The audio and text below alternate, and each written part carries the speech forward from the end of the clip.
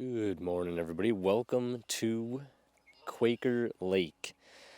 We are here at sunrise, and funny enough, as many times as I've been to this side of Allegany State Park, I've actually never been here for sunrise.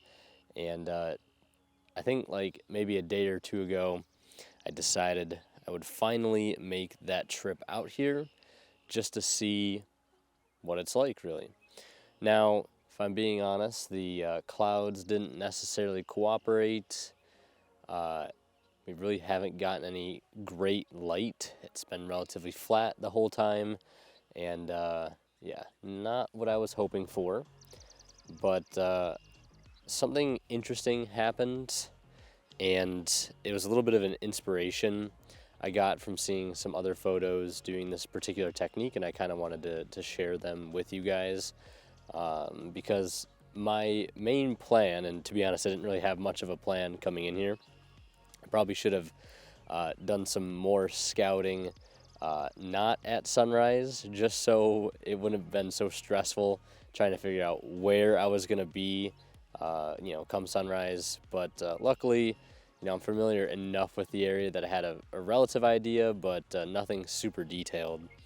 So the first angle I had, which was set up over here, because there is a nice little stream that kind of feeds right into the lake here. I was going to use that as a foreground element instead of just shooting directly over the lake and have the water taking up the bottom of the frame. I figured I'd make the bottom of the frame a bit more interesting. But of course that would require some, nice light in the sky, some nice color in the clouds, which we never got. So that shot, which I'll show on the screen right now, never actually ended up working for me. And one thing that I did kind of default to is where the clouds did open up a little bit down here actually where I am. So if I was down on the northern end of the lake, maybe half-mile down the road, I probably would have gotten a better chance at getting a decent sunrise shot over the lake. But that was just kind of the luck of the draw, right? We could have had an opening down there, nothing here, right? If I would have went down there, right, it could have been the complete opposite way. You can't really control that, so not much you can do, right? But what I did notice with the opening in the clouds that we had here was reflecting really well in the water, and there is some pine trees over there. I'll show you guys real quick. So this is the scene in question, and like I said, I mean, you can kind of faintly see it, not really anymore, but there was a really good reflection of the clouds that were getting some light on them where they did open up a little bit. You could see the blue sky, and it was reflecting perfectly here in the water. So what I ended up doing, instead of just shooting the sky normally, what I ended up doing is taking some photos of the water itself and also including some of these details in the ground here, like these blades of grass, this log, that piece of debris or driftwood there, whatever you want to call it, and to be able to eventually turn that photo upside down to make it look right side up, but you'll also be able to tell that it's a reflection shot because of all of these details here that normally wouldn't be in the sky, obviously. So I think it's going to make for a nice look, and it's probably going to be my favorite thing that I got out of all the very little that I did end up getting.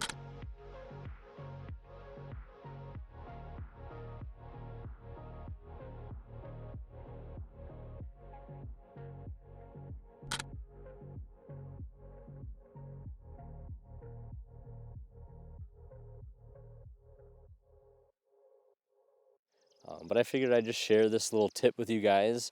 If you're out shooting a lake around sunrise or a pond, whatever it may be, and things aren't, you don't get the light where you need it to be, that's definitely a little trick that you can kind of pull out of your hat to come away with something rather than nothing, right? So you just got to be able to open your eyes a little bit more to those, like, very just hidden in plain sight compositions.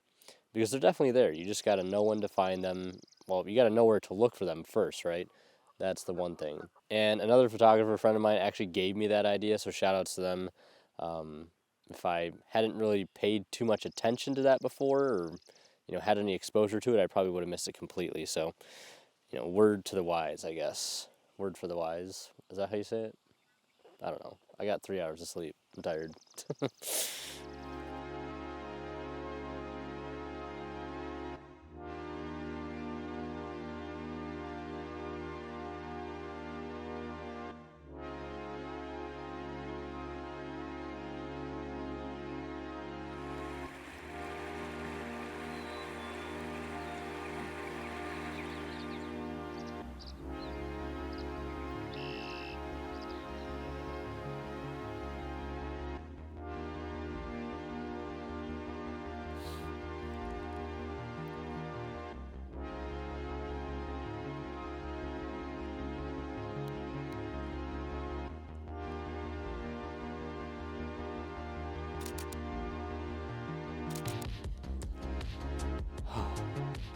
Holding this thing is a workout, man.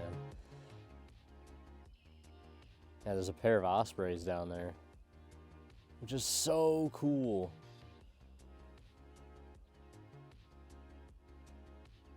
I think I might have photographed one like maybe mid-dive, but I don't want to get my hopes up.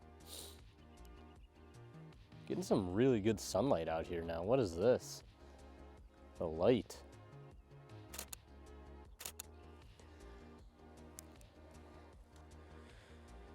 Getting some dappled rays now. It's like landscape mode, wildlife mode. Landscape mode, wildlife mode. You can get both of them with this.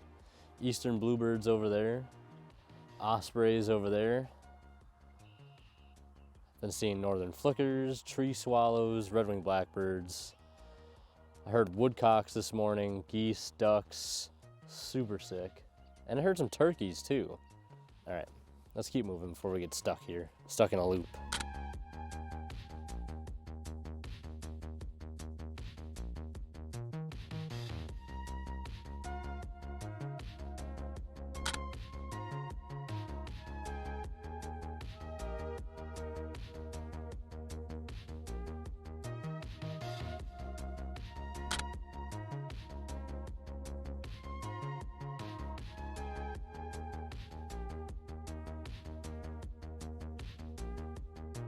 Alright, so now I'm on the far eastern side of the lake, walking up this sort of bike path near where I parked.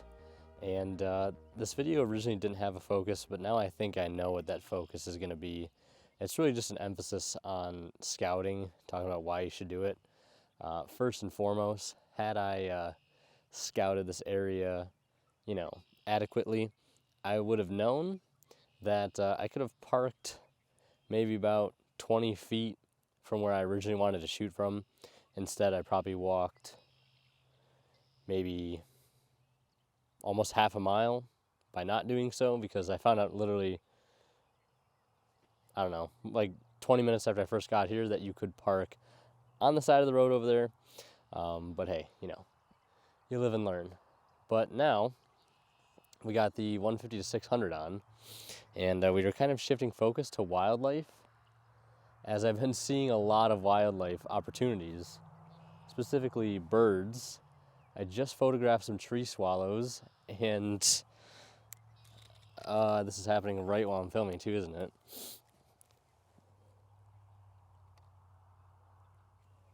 Oh, there's an osprey perched on a telephone pole. It's not even a telephone pole, it's a nest. A nest on top of a telephone pole. Oh my. That was kind of crazy. That's the first time I ever got to photograph an osprey with like the appropriate gear. The only other times I've seen osprey have been here in Allegany, both at Red House and at Quaker. And both times I did not have a super telephoto lens like this Sigma 150 to 600 contemporary lens, which I will be getting. This is actually my brother's lens who's letting me borrow this right now, so shout outs to him. I'll be getting my own, the Z 180 to 600, very soon, hopefully. But shooting with this thing, doing landscapes, apart from even doing wildlife, has also been extremely eye-opening. And I'm really excited to have it a part of my kit. The 24 to 200 has been a part of my kit for a long time, and the reach is nice in those situations where you're going to areas you really haven't explored that much, and you never know what you're going to need. You're going to need wide if you're going to need a little bit of reach, right? But in areas that you do know super well, having a telephoto lens like this not even just for wildlife, is just such a huge like advantage to have, because there are so many photos to be had, obviously area depending, where if you have something like this, you can really reach out and grab some unique compositions. And I've experienced that a lot, both here at Allegany State Park, Letchworth State Park, et cetera, et cetera. So I'm very excited to use this, at least when I get the native Z version. I think it's the same specs though, relatively speaking, with the aperture f5 to 6.3. But yeah, that was pretty unexpected. At first I saw the osprey and the, I think it was like a juvenile bald eagle chasing each other in the air, and I actually got some in-flight photos of them, which was crazy. They're both in the frame tailing each other, and then the osprey just came in over here at its nest on top of a telephone pole, which I'll try to film some B-roll of that. But that's kind of crazy that all that just happened. And what originally prompted me to put the lens on in the first place is that there were some tree swallows out on some of these little nest boxes they put out here, and I've never seen a tree swallow in person, so I was like, you know what, this is as good a time as any to put this lens on. And I got a lot of really good photos of them, a pair sitting on top of their box, which is going to be really nice as I try to dip my toes more into doing wildlife stuff whenever I can. But the plan now is to walk up this bike trail to a lookout point that gives us a nice westerly view. I think it has potential maybe being a good sunset spot. So, you know, what we're lacking in good landscape shot opportunities right now, we can make up for later by scouting good options to have. So when the conditions are right, the time of the year is right, whatever, with the sun, location, et cetera, we know exactly where we need to be, where exactly we can park, how far we got to walk, all that stuff. It just takes so much off your mind, especially when you're already going to be like, you know, have to get up really, really early, drive a good distance. You know, you want as little things on your table to focus on as possible, and scouting definitely helps make all that easier.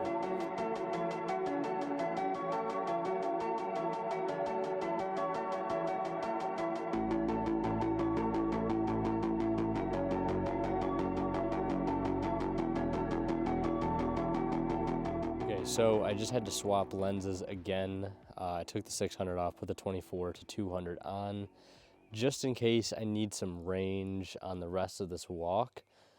But what I've stumbled across is this little, you know, part of this bike path.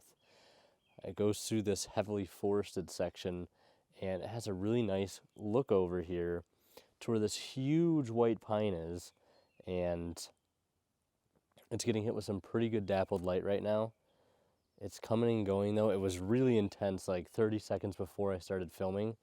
And there's also some blooming trout lily up on this hillside right here, which is a huge find just to have knowledge of that. And I'm waiting to see if I can get some really good light here on this tree and kind of on all of these leaves coming up on the ground here. They look like trout lilies, but they don't have any flowers on them. But if we cross the path here and we kind of look down, I don't know how well you guys can see them, but down there are trout lilies blooming, which is a really lovely spring ephemeral. I don't know if they're like past bloom here or if they've yet to bloom. This region of the state is typically colder due to elevation. I mean, it was like 40 degrees when I got here, so who knows. And even if I did miss them, it's just good knowledge to have for next spring, because shooting blooms and catching blooms and photographing them, you know, as far as like capturing certain areas I love to go to in the spring, getting blooms is something I really have rarely done. So I'm glad to finally like check some of these boxes. So I'm going to spend a little bit of time here and wait for the right light to hit this tree through the clouds, because you can see behind me, they're getting some light rays, some shadows coming through here, which looks really nice. Just need it to really pop right down here in the scene.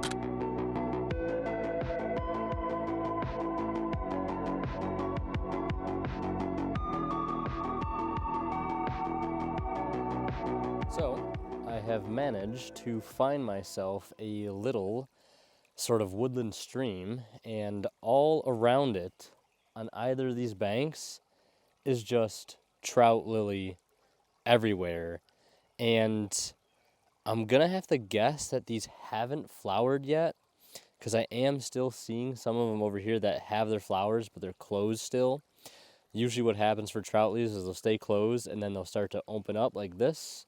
And then after that, once they get pollinated, their petals will just fall off. So, I mean, it's hard to tell if that's already happened here. Again, temperature and region, all that stuff will decide how that's all going to play out. So I have no idea if that's happened yet. But even if it has, still knowing that this whole thing already exists and you can see the lake in the background, which is really, really sick. This was a unique angle that I've been looking for outside of just the classic wide angle lake shot, and I think I finally found that. So I brought my camera down here.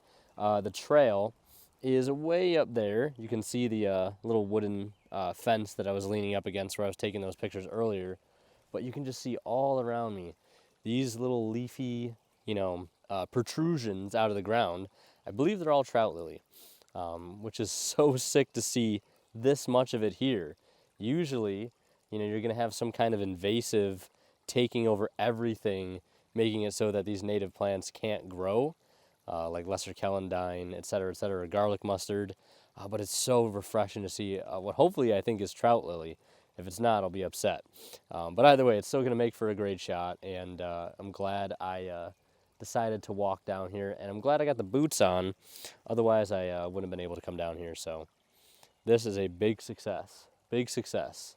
It's just that I need some light down here. If I get some light rays down here, getting some light rays behind me, seen it down here in this little gully. So yeah, this is a little phone picture I took just so you guys can see what the actual composition looks like.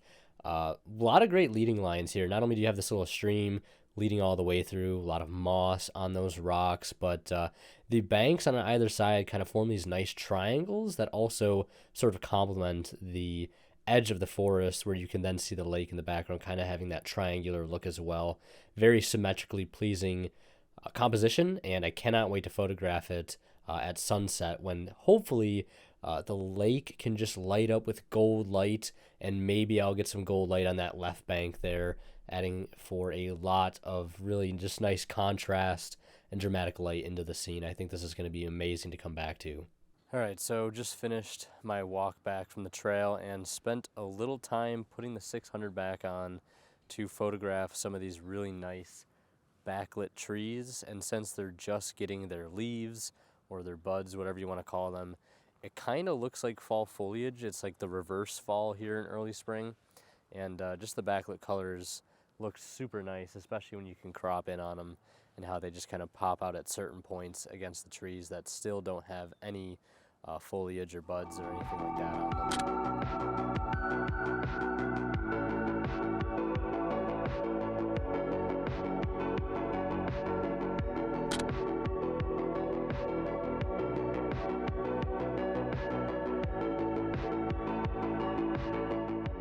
So it's just after 10 o'clock, and left the east side of the lake where I was shooting those backlit trees, drove around over to Quaker Run, over the bridge, and I saw a really sick scene where Quaker Run was kind of winding its way through the woods just before the first bridge that you can drive a car over. So I stopped here on the side of the road, on the west side where you can park on the side of the road, and I walked all the way back there really quickly just to grab some phone photos, because I think it could be pretty promising in the morning. Maybe not so much of a good sunset spot based on its direction that you'd be pointing your camera, but it's just something to think about for future consideration. But what I'm going to do now is drive back down ASP Route 3 towards the northern end of the lake, and just kind of keep an eye to my left, or to my right, sorry, and see if there's any little trails or anything that goes into the wooded sides of the western part of the lake. If there's not, that's fine. I mean, you can park along this whole road here.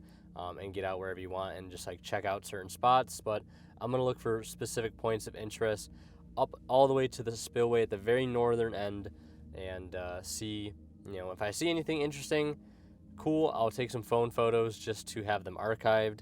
That's really what I'm trying to do at this point, is just like take phone shots, archive future compositions, so I have something to come back and shoot later on.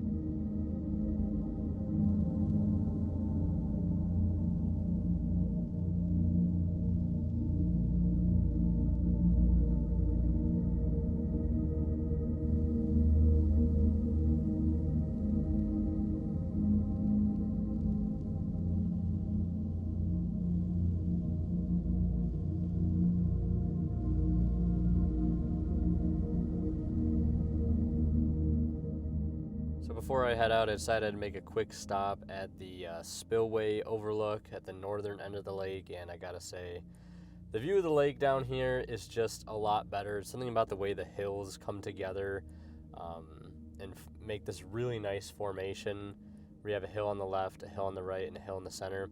It just looks a lot more photogenic from the north side, and yeah, I think one thing I can take away from today is that this set as a whole, for I guess like wide angle stuff, is definitely more of a sunset location, whereas Red House, I feel like you could really do both. Well, I feel like Red House is more of a sunrise location than a sunset location. I've shot sunset a few times there and have never really been a huge fan of a lot of the photos I got at that time, whereas the sunrise shots there tend to work out a little bit better. So and I also found a lot of great spots to shoot at future points at parts of the lake that I've never visited and didn't even know existed. So that's a lot of valuable information for today.